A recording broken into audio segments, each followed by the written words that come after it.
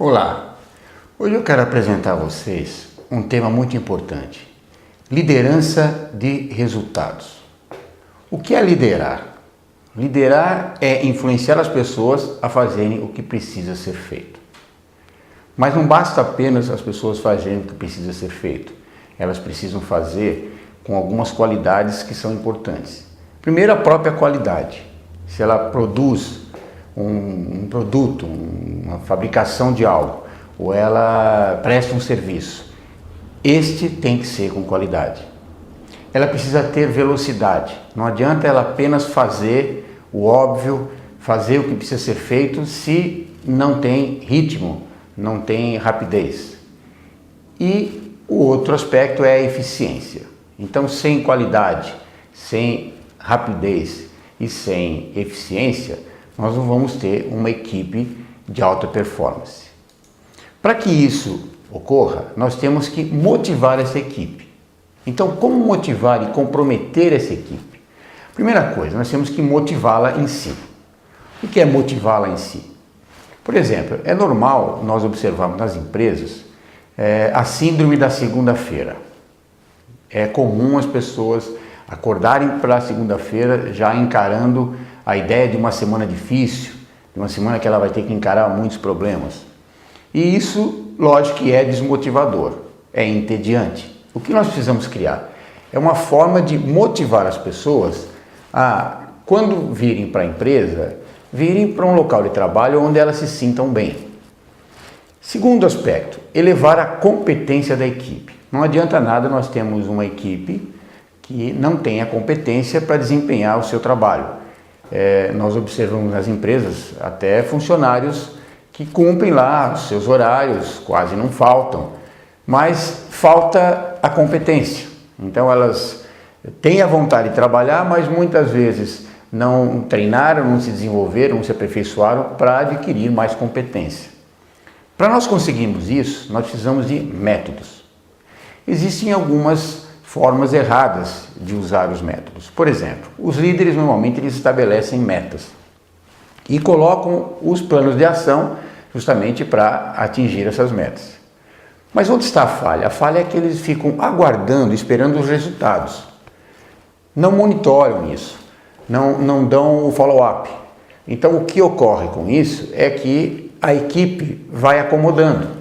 Nós sabemos como funciona o ser humano. Em geral é assim, nós temos uma tendência à acomodação.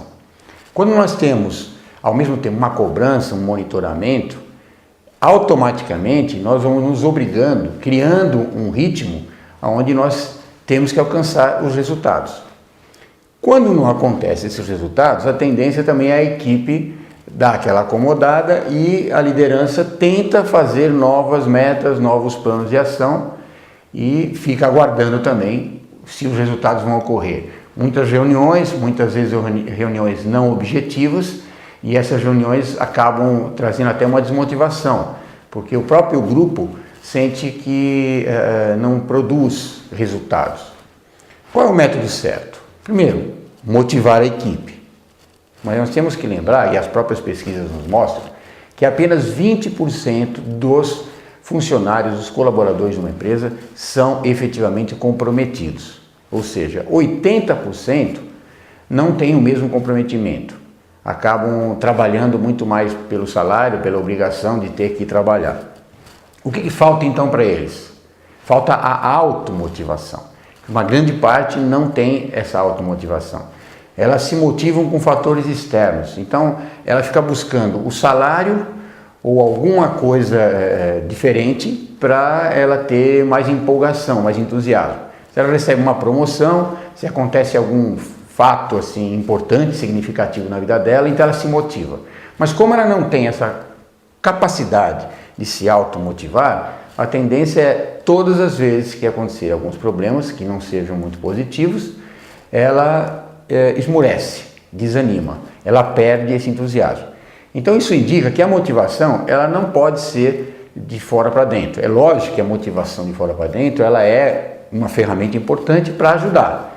Mas se nós não despertarmos nesse colaborador a condição de consciência de que a verdadeira motivação tem que partir de dentro, ele tem que encontrar situações, fatores que o motivem, independente de coisas, estejam acontecendo coisas positivas para ele, né? Segundo, elevar a competência da equipe. Então, se nós não elevarmos a competência, nós vamos cair naquele mesmo ponto. Existem lá aqueles integrantes, colaboradores da empresa, que até são entusiasmados, mas faltam competências. Então nós temos que desenvolver algumas competências básicas nessa equipe. Aí é onde entra novamente a importância da liderança. Desenvolver competência técnica. Não adianta nós termos lá uma equipe de trabalho que não conhece o produto, não conhece o serviço que ela oferece. Ela não vai atender bem o cliente se ela não tiver conhecimento o maior possível do produto que ela oferece. Competência comportamental. Essa, inclusive, é a alma das relações dos negócios do dia de hoje. Se ela não consegue se comportar bem nas relações dos clientes internos, que são seus próprios colegas, suas lideranças, todos os integrantes da empresa, com os clientes externos, que são os clientes que compram os produtos e os serviços dessa empresa, se não houver uma boa relação comportamental entre todos, naturalmente nós vamos ter uma equipe que não vai estar traduzindo a importância daquele trabalho, a importância da empresa, e naturalmente os clientes se afastam. Como também nós vamos ter perda de colaboradores. E a competência psicoemocional, que tem a ver mais com a personalidade de cada um e do grupo. Isso também é um trabalho que nós fazemos justamente para educar, conscientizar a equipe. Isso tudo é um processo, né? As coisas não acontecem simplesmente num abrir e fechar de olhos. Não existe um remédio milagroso para fazer as pessoas mudarem do dia para a noite. Mas existe um processo de conscientização. Terceiro ponto, feedback. Nós sabemos que mais de 90% dos líderes não sabem dar feedback. Então eles convocam os colaboradores para poder, às vezes, passar uma informação de maneira mais crítica ou de maneira não bem comunicada. O que isso provoca? Provoca a falta de um entendimento. Então, o que nós temos que entender é que os líderes têm que convocar esses colaboradores e dar sempre um retorno construtivo, positivo, mostrando onde estão os erros, mas incentivando e até orientando quais as melhores maneiras de acertar. Deixar claro onde estão as falhas, porque não adianta simplesmente ele, como líder, como chefe, criticar os resultados e não mostrar os caminhos. Porque nós sabemos que uma grande parte dos colaboradores não tem esse espírito de iniciativa, não tem a proatividade tão desenvolvida. São poucos os que têm e a maioria está realmente esperando o comando.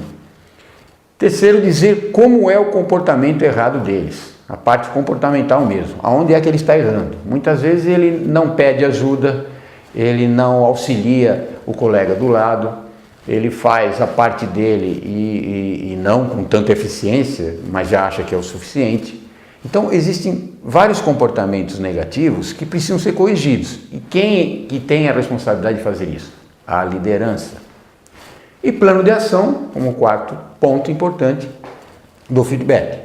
Porque o plano de ação é você buscar exatamente quais as saídas, quais as ferramentas, quais os remédios indicados para você tratar o problema que está ocorrendo na equipe. Tudo isso funciona porque nós temos que usar as táticas, as estratégias. Então, um ponto básico usado como estratégia numa equipe, vamos colocar isso como a primeira coisa que nós temos que criar na equipe, é um clima feliz na empresa. Empresa que tem um clima feliz é a empresa mais lucrativa. Isso aí é fato e não tem como negar. Coaching da equipe, que é exatamente o treinamento. As lideranças precisam aprender a dar treinamentos sistemáticos, fazer com que o colaborador realmente perceba a importância dele na empresa. Então, o coaching, que vai produzir várias ferramentas adequadas à empresa, adequadas aos problemas daquela empresa, daquela equipe, vai também auxiliar essa equipe a atingir os resultados Por quê? Porque eles, pessoas, têm lá suas dificuldades, seus bloqueios. E se a liderança produz, através desses treinamentos, orientações, ferramentas que auxiliem essa equipe a melhorar a performance, você não tenha dúvida que a equipe vai melhorar e a empresa vai melhorar, vai dar uma alavancada em todo esse processo. Avaliações 360 graus, que é uma das ferramentas importantes. Nós temos que fazer essa avaliação geral, de fora para dentro, de dentro para fora, para que todos tenham a noção, o termômetro do nível que a equipe está, individual e coletivamente. Isso tudo precisa ser feito porque as próprias pessoas se motivam quando elas têm metas a cumprir, quando elas têm cobrança no sentido construtivo, tem monitoramento, porque isso tudo é que incentiva a pessoa a querer melhorar. Muitas pessoas podem até demonstrar uma sensação de que não gostam de metas, não gostam de ser cobradas. Mas lá, internamente, todas as pessoas precisam e querem ser cobradas.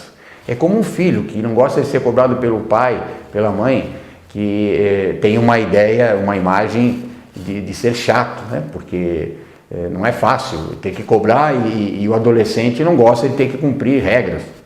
Mas conforme ele vai amadurecendo, ele vai tomando consciência da importância disso. Mesmo inconscientemente, ele necessita de orientação, de rédeas. Quando ele não tem limites, ele se sente inseguro e ele se perde. E o funcionário, de uma maneira geral, é parecido nesse aspecto de liderança, né? Poucas pessoas, como eu já falei, têm a proatividade. A maioria realmente ainda precisa de comando. Segredos para que tudo isso dê certo? Um programa sistemático. Esse programa sistemático, ele tem que resumir 3 pontos de tudo que eu falei: motivação, qualificação e estratégias. Quando eu dou motivação, eu produzo o que a própria palavra fala, motivo da ação. Quando eu desenvolvo qualificação na minha equipe, competências, naturalmente eu vou estimular essa equipe a melhorar. Não só para a empresa onde ela trabalha, mas para ela, como pessoa no seu dia a dia, até na sua vida pessoal.